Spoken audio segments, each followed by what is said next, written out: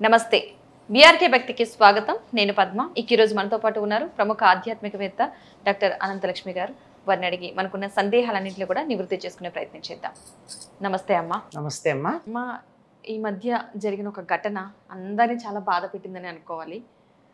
కాశ్మీర్లో పహల్గామ్లోని అక్కడ ఉన్న అందాలను చూడడానికి వెళ్ళిన టూరిస్టులపై ఉగ్రవాదులు దాడి చేశారు.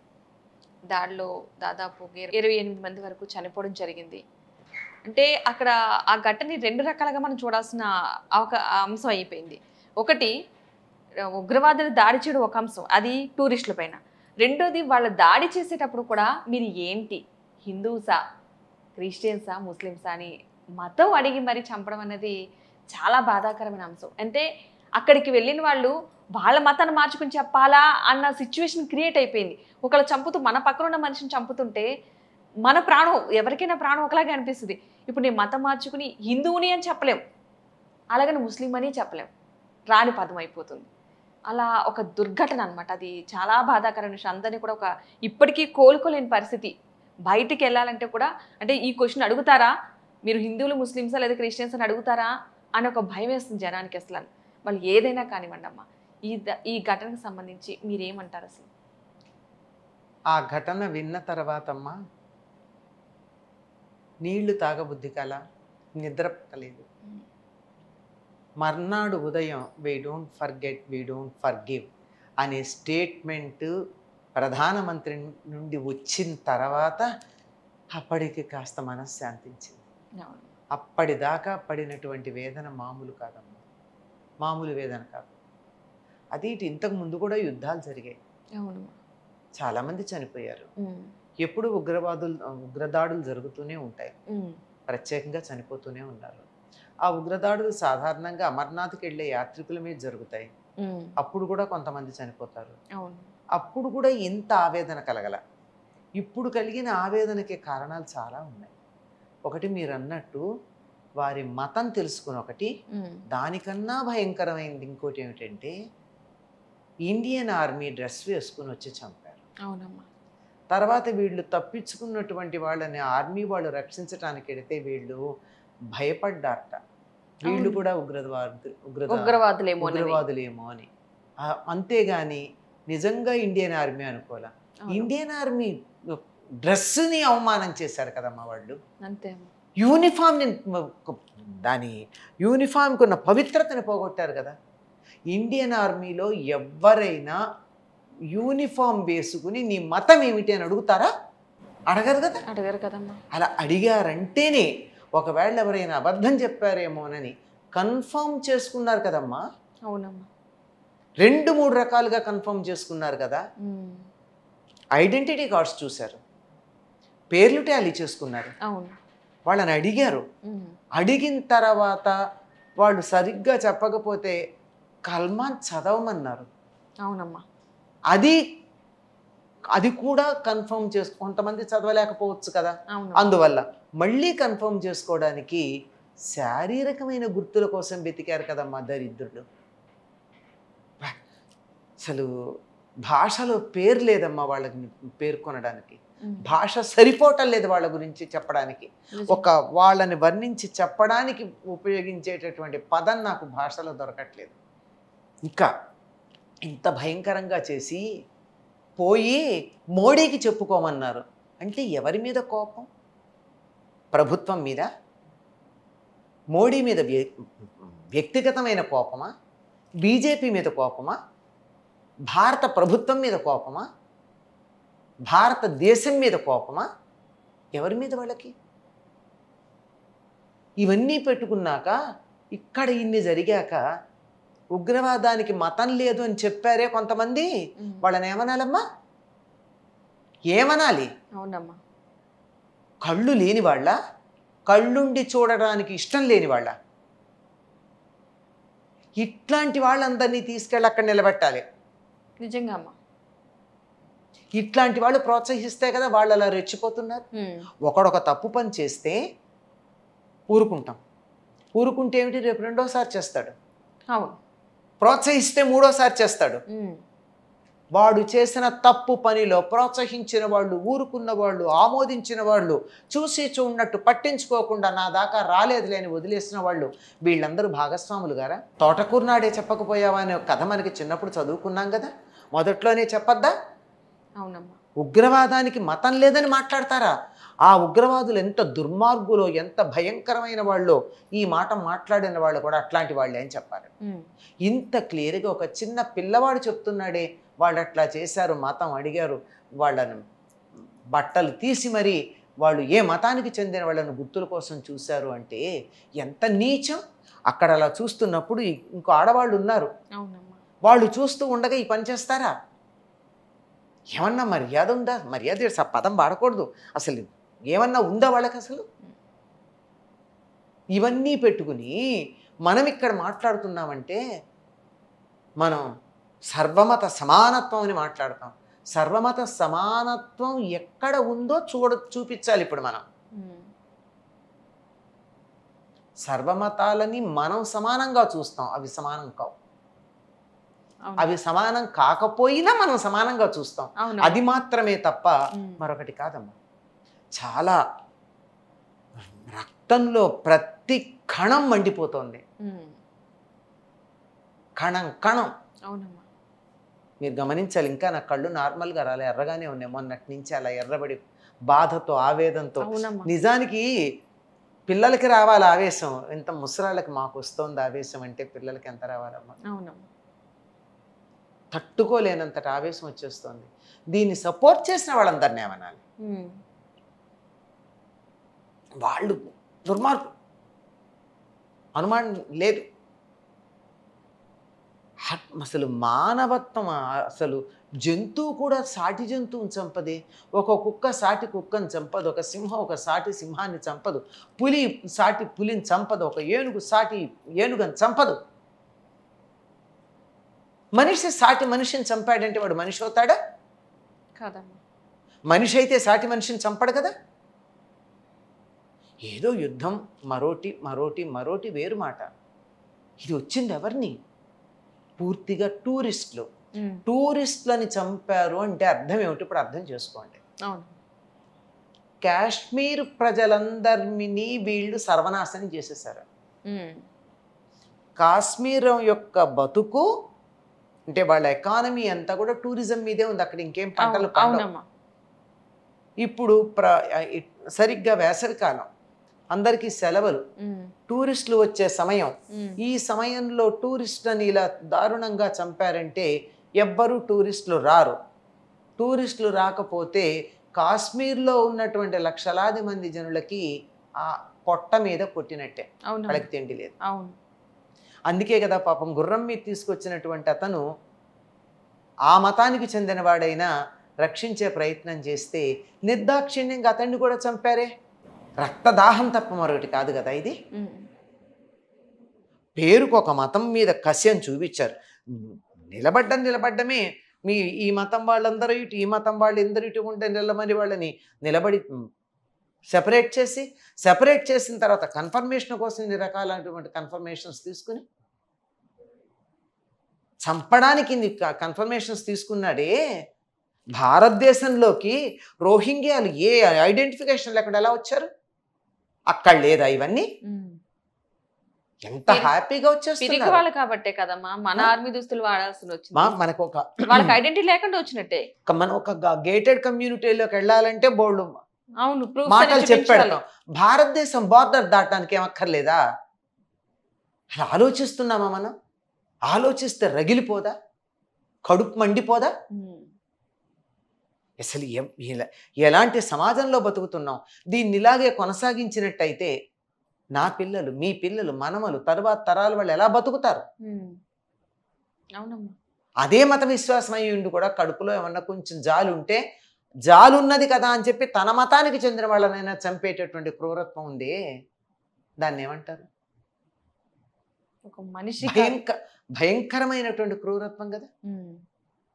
ఇవాళ అహ్మదీయులు అనేటటువంటి వాళ్ళ ఒక సెక్ట్ తేడా, వాళ్ళందరి మీద నానా హంగామా చేశారు పాకిస్తాన్లో. అంటే పైకి మేము ఒకటే అంటారు కానీ ఎన్ని తేడాలు ఉన్నాయి మనకే తెలుసు. సున్నీలు వీళ్ళు తర్వాత ఆ, సూఫీలు, చిష్టీలు ఇవన్నీ ఉండడం అటు ఉంచండి, అహ్మదీయులు అని ఉంటారు.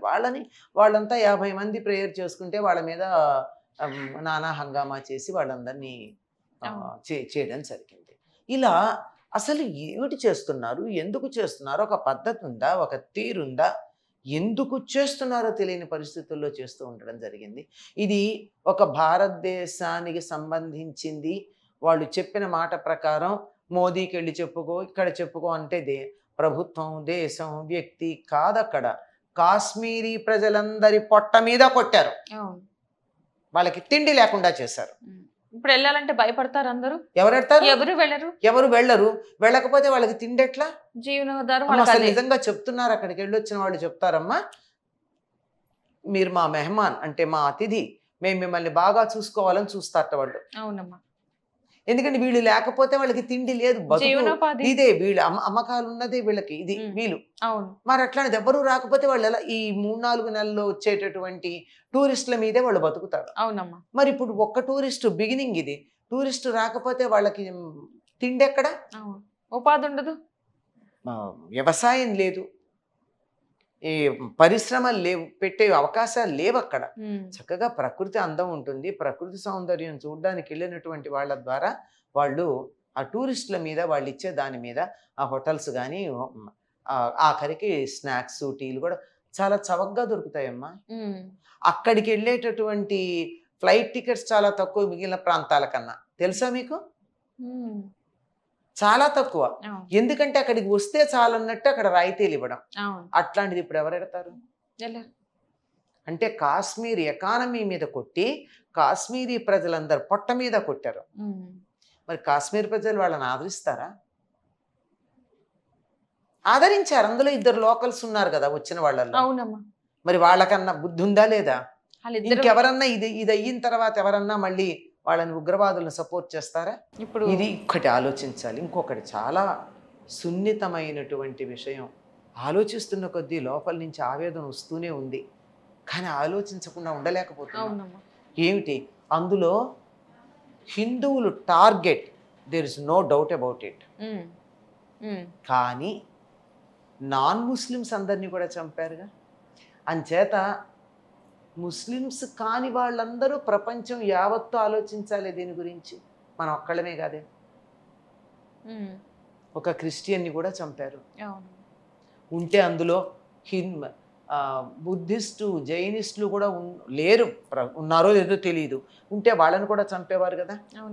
అంటే తాము నమ్మిన మతాన్ని నమ్మే వాళ్ళు మాత్రమే బతికుండాలి, తమ విశ్వాసాలకు వ్యతిరేకంగా ఉన్న వాళ్ళు ఎవ్వరూ బతికుండకూడదు అనేటటువంటి సంకుచితమైన నీచమైన భావన. ఇంతకన్నా గొప్పదేమన్నా ఉంటుందా? అంటే నీచత్వంలో సనాతన ధర్మం ఏం చెప్తుంది? సర్వే జనా సుఖినో భవంతు, సర్వే సంతు నిరామయాః అంటుంది. లోకంలో ఉన్న జీవులందరూ సుఖంగా ఉండాలి, ఎవ్వరికీ రోగం రుష్టు రాకుండా సుఖంగా ఉండాలి అని చెప్పేటటువంటి మన ధర్మం ఎక్కడ? మన మతం అనే పదం కూడా వాడకూడదు. మన ధర్మం ఎక్కడ? మేము నమ్మే దేవుణ్ణి నమ్మకపోతే బతకడానికే వీలు లేదు అనేటటువంటి వర్గం ఎక్కడ? నక్కకి నాగలోకానికి ఉన్నంత తేడా ఉందమ్మా. నిజానికి ఉగ్రవాదులకి మతం లేదు అని మాట్లాడిన వాళ్ళు ఉన్నారే, వాళ్ళని తీసుకెళ్ళి అక్కడ పెట్టాలి. కళ్ళు కనపట్టలేదా? పిల్లాడు చెప్పాడే, ప్రత్యక్షంగా సాక్షులు చెప్పారే, సాక్షులు కదా వాళ్ళే చెప్పారు కదా, వెళ్ళి మోడీకి చెప్పుకో అని. నన్ను కూడా చంపే, నా భర్త లేకపోయాక నేను ఉండలేనంటే నేనెందుకు చంపుతాను, నువ్వు వెళ్ళి మోడీకి చెప్పుకోమన్నాడు. మగవాళ్ళని టార్గెట్ చేసి ఇంటి యజమానుల్ని, ఇంకా వాళ్ళ ఫ్యామిలీలు విచ్ఛిన్నం అయిపోవాలి. ఇప్పుడు చాలా చేశారు. భారతీయుల యొక్క వైక్రోమోజోమ్ నశింపజేయడానికి చేసిన ప్రణాళికలు చాలా ఉన్నాయమ్మా, చాలా ఉన్నాయి. అవన్నీ వేరే సందర్భంలో మాట్లాడుకోవాల్సింది. ఇన్నాళ్ళు బయట పెట్టి మాట్లాడుకోవడానికి మనం మొహమాట పడ్డాం. ఎందుకు వచ్చిందిలే, మన చట్టం సెక్యులర్ అనే పదం మధ్యలో వచ్చింది, మన ముందు లేదు. ఇప్పుడు మన సంవిధానం ఏర్పాటు చేసుకున్నప్పుడు ఆ పదం లేదు తెలుసా? లేనే లేదు. మధ్యలో 1970 ఆ ప్రాంతాలు ఎప్పుడో చేర్చారు దాంట్లో ఒక అమెండ్మెంట్ ప్రకారం. అంచేత అట్లాంటిది ఏం లేదు. నిజమే, పోని అది కూడా ఒప్పుకుందాం, అన్ని మతాలు సమానం. కానీ అన్ని మతాలు సమానం అన్నప్పుడు ఆ మతానికి ఇచ్చినటువంటి స్వేచ్ఛ ఈ మతానికి ఎందుకు లేదు? లేదు కదా, లేదు. వివక్ష చూపిస్తున్నారా లేదా? ఇటువంటి వివక్ష చూపించేటటువంటి పద్ధతిని చూస్తూ చూస్తూ చూస్తూ చూస్తూ చూస్తూ మనం చాలా భయంకరమైనటువంటి పరిస్థితుల్లో పడిపోయాం. మనకు ఒక మాట ఉంది, అహింస పరమో ధర్మ అని. అహింస పరమధర్మం అని మొదటి నుంచి చెబుతూ చెబుతూ పంచశీల, అడ్డశీల, ఏదో శీల అని చెప్పి మన జాతిలో ఉన్నటువంటి పౌరుషాన్ని చంపేశారు. పాకిస్తాను కాశ్మీర్ని ఆక్యుపై చేసినటువంటి సందర్భంలో భారతదేశానికి స్వాతంత్రం వచ్చినప్పుడు కాశ్మీర్ రాజు హరిసింగ్ నేను నా రాజ్యాన్ని నేనే పాలించుకుంటా, భారతదేశంలో కలవనన్నాడు. సరే అన్నారు. కానీ పాకిస్తాన్ ఎప్పుడు అంటే వాళ్ళ మీద దాడి చేయడం మొదలుపెట్టిందో, ఆక్రమించడం మొదలుపెట్టిందో, పరిగెత్తుకుంటూ ఢిల్లీ వచ్చి నెహ్రూ గారిని మమ్మల్ని రక్షించి మేము మీతో కలుస్తామన్నాడు. సరేనన్నారు. వాళ్ళు ఆక్రమించినటువంటి దాన్ని అప్పుడు ఉన్నవాళ్ళు ఎవరు, మహానుభావులు మాణిక్ షా లాంటి వాళ్ళు వెళ్ళి యుద్ధం చేసి పాకిస్తాన్ని తరిమేస్తూ ఉంటే ప్రధానమంత్రి గారు చార్లే ఎంత దూరం తరుగుతారు, అహింస అహింస అని ఆపారు. అప్పుడు పీఓకే ఉండేది కాదు. అప్పుడు వీళ్ళు వెళ్ళిపోయినట్టయితే పూర్తి కాశ్మీరం ఇక్కడే ఉండేది, పీఓకే గురించి మాట్లాడుకునే పరిస్థితి ఉండేది కాదు. ఇవన్నీ తలుచుకుంటే చరిత్ర వెనక్కి తిరిగి చూస్తే 1947 ఆగస్టు 15న మనకి స్వాతంత్ర్యం వచ్చిందంటే జూన్, జూలై, ఆగస్టుల్లో జరిగినటువంటి సంఘటనలు ఒక్కొక్కటి తలుచుకుంటూ ఉంటే భగ్గుమంటుంది. మత ప్రాతిపదిక మీద దేశం విడిపోయినప్పుడు ఆ మతం నమ్మే వాళ్ళంతా ఆ మతానికి సంబంధించిన దేశానికి వెళ్ళి ఈ దేశంలో ఆ మతం ఇక్కడ ఉండాలి అనేటటువంటి పట్టుదల పడుతున్నారంటే మనం ఎంత చచ్చు దద్దమ్మలం, సవటలం.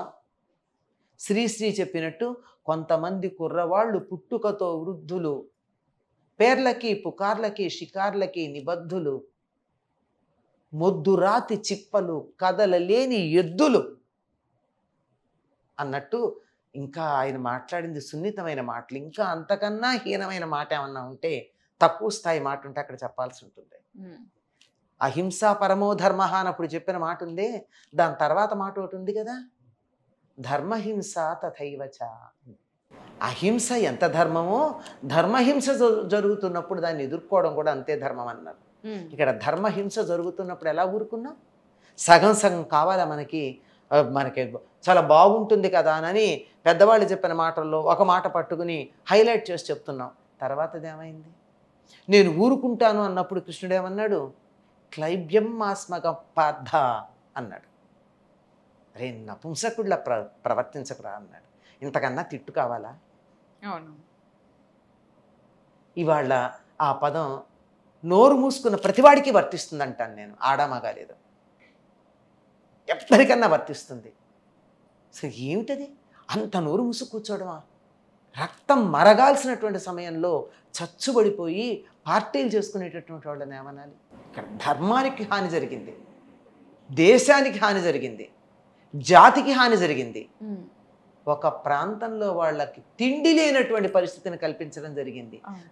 దేనికి స్పందించకపోయాక మనిషి అన్న పదానికి అర్హత లేదు. మాజీ సైన్యంలో ఉన్న వాళ్ళందరూ సిద్ధంగా ఉన్నారు. ఒక్క అనౌన్స్మెంట్ టీవీలో పేపర్లో వస్తే చాలు, మాకు లెటర్ అక్కర్లేదు, ఫోన్ అక్కర్లేదు, మేమందరం పెడతాం యుద్ధానికని. అంత ఇదిగా ఉంటే ఆర్డర్ ఇవ్వాలి, చలో అని ఒక్క మాట అంటే చాలట వీళ్ళు రెడీగా ఉన్నారు. ఎంతమందో చెప్పారు మేము సిద్ధంగా ఉన్నాం, మేము వెళ్ళడానికి రెడీగా ఉన్నామని. ఎవరో కథను చెప్తున్నాడు, మేము ఖండిస్తున్నాం అంటారు. ఏమిటి ఖండించేది? తలలు ఖండించండి, మాటలు కాదన్నాడు. నాకు చాలా నచ్చింది. ఇలాంటి వాళ్ళన మనం జైల్లో పెట్టి వాడి మీద విచారణ పెట్టి ఓ 10 ఏళ్ళు వాడిని పోషించి కొన్ని కోట్లు వాడి మీద ఖర్చు పెట్టి అప్పుడా అక్కడికక్కడ అమెరికా ఏం చేసింది? అదే చెయ్యాలి. ఆ రకంగా ఉండాలి. ఎంతకాలం చచ్చుబడి ఉంటాం? లేవాలి. మనకి క్లైబ్యం పనికిరాదు, చేతకాంతనం పనికిరాదు, చచ్చుదద్దమల్లా ఉండద్దు. కనీసం ఇటువంటి సంఘటనలన్నా మనని ఉత్తేజపరచకపోయాక, మనలో ఉన్నటువంటి పౌరుషాన్ని మేల్కొల్పకపోతే మనుషులం కాదు. అవునమ్మా. మేమంతా చాలా బాధపడ్డామమ్మా. చెప్తున్నాను కదా, ఇంకా నాకు ఆ కళ్ళల్లో ఎర్రదనం తగ్గలేదు, టెంపరేచర్ కూడా తగ్గలేదు. విన్న దగ్గర నుంచి రక్తం ఉడికిపోతుంది నాకు. కాకపోతే ఒక్క పని మాత్రం చేయగలిగాం. ఎంతమంది ఉన్నారో తెలియదు, 20 మంది 28 మంది అన్నారు. అకాల మృత్యువు పొందినటువంటి వాళ్ళందరూ వీర స్వర్గానికి వెళ్ళాలి అని మేము ప్రార్థనలు మాత్రం చేసాం సామూహికంగా. సప్తపర్ణి అని ఒక సంస్థ ఉంది నల్లకుంటలో. ఆ సంస్థ పక్షాన అందరూ దరిదాపుల్లో హై క్యాడర్లో రిటైర్ అయినటువంటి ఆఫీసర్సే. ఏదో దేశానికి సమాజానికి చెయ్యాలనే తాపత్రయంతో ఉన్నవాళ్ళు అందరం కలిసి ఆ ఒక్క పని మాత్రమే చేయగలిగాం మేము. ఈ వయసులో నేను వస్తానంటే ఆర్మీలోకి రానియరు, కానీ వెళ్ళి భుజాన రైఫిల్ పెట్టుకుని వెళ్ళి యుద్ధం చేయాలని ఉంది. రానియరుగా. కనుక చేయగలిగింది ఇది. వీళ్ళు ఏ ధర్మంలో వాళ్ళు అందరూ సనాతన ధర్మానికి చెందిన వాళ్ళే గనక వాళ్ళకి ఉత్తమ గతులకు వెళ్ళాలి. మనకి రిప్ అని లేదు. మనమేం జడ్జిమెంట్ డే కోసం వెయిట్ చేయం. అంచేత ఉన్నవాళ్ళు వీర స్వర్గానికి వెళ్ళాలి అని చెప్పి వాళ్ళు ఆహుతయ్యారు కదమ్మా. దేశం కోసం ధర్మం కోసం ఆహుతైన వాళ్ళు ఒక రకంగా యుద్ధం చేయకపోయినా యుద్ధంలో చనిపోయిన సైనికులతో సమానమైనటువంటి వాళ్ళు. వాళ్ళకి అటువంటి జరగాలి అని చెప్పి మేము ఒక 1.5-2 గంటలు ప్రార్థన చేయడం జరిగింది. అంతకన్నా ఈ వయస్సులో మేము చేయగలిగింది ఏం లేదు అంతకన్నా. కానీ ఒక ఆర్మీ ఆఫీసర్ చెప్పాడు, వీళ్ళెవరన్నా కనపడితే మాత్రం ఒక పని చేయాలన్నాడు, వాళ్ళని తగలబెట్టాలి. ఎందుకంటే వాళ్ళకి అగ్ని సంస్కారం లేదు, పాతి పెట్టడం తప్ప. వాళ్ళకి వాళ్ళ మతానికి వ్యతిరేకమైన పద్ధతి ఏమిటంటే తగలబెట్టడం చేస్తే అప్పుడు వాళ్ళకి 72 వర్జిన్స్ కథ ఏదైతే ఉందో అది వర్తించదు. యూస్లెస్ ఫెలోస్ అని. ఒక్కొక్కళ్ళు స్పందిస్తున్న విషయం చూస్తే ఇంకా జాతిలో చేవ చచ్చిపోలేదు, ఇంకా అక్కడక్కడ పౌరుషం ఉన్నటువంటి వాళ్ళు ఉన్నారు. ఎప్పుడోప్పుడు ఈ మోడు బారినటువంటి దీనికి చిగురు రాకపోదు అని ఆశ కలిగింది. అసలు చాలా నిజంగా ఆ ఘటన తలుచుకుంటే ఎవరికైనా సరే చాలా బాధేస్తుంది. నిజంగా మీరు ఎంత బాధపడ్డారో, అదేవిధంగా ఉగ్రవాదులు కనిపిస్తే చాలు నేను కూడా యుద్ధం చేయడానికి సిద్ధంగా ఉన్నానన్నారు చూసారా. నిజంగా చాలా గొప్ప విషయం. ప్రతి ఒక్కరిలో కూడా ఈ మాత్రం చైతన్యం ఈ వయసులో మీరు చెప్తున్నారు. నిజమైన యూత్ ఉన్నారు, వాళ్ళ కనుక ఇలాంటి చైతన్యం వచ్చి మేము కూడా ముందుండి నడిపిస్తామంటే కనుక ఇంకా చాలా గొప్పగా ఉంటుంది. అండ్ మన భారతదేశంలో ఉన్నది ఒకే ఒకటి ఏంటంటే అందరినీ నమ్ముతాం, అందరి ప్రేమగా ఉండాలి, అందరూ బాగుండాలి, అందరినీ హక్కును చేర్చుకుంటామా. మన చేతులు ఇలా ఉంటాయి ఎప్పుడు. వి జస్ట్ హగ్ ఎవ్రీబడి, మనలోకి చేర్చుకుంటాం. మనలో ఉన్న లక్షణం అది. ఆ విధంగానే అందరూ అమ్మా కొన్ని చెప్పకూడదు, కానీ మన స్థాయిలో మనం చేసేవి చాలా ఉన్నాయి. అవును, యుద్ధానికే వెళ్ళక్కర్లేదు, మన స్థాయిలో మనం ఎవ్రీబడి కదల్లేని వాళ్ళు కూడా చేయగలిగినటువంటి కొన్ని ఉన్నాయి. ఈ సందర్భంలో చేయొచ్చు. ఓకే అమ్మా, మంచిగా మీ అభిప్రాయం తెలియజేశారు. ధన్యవాదాలు.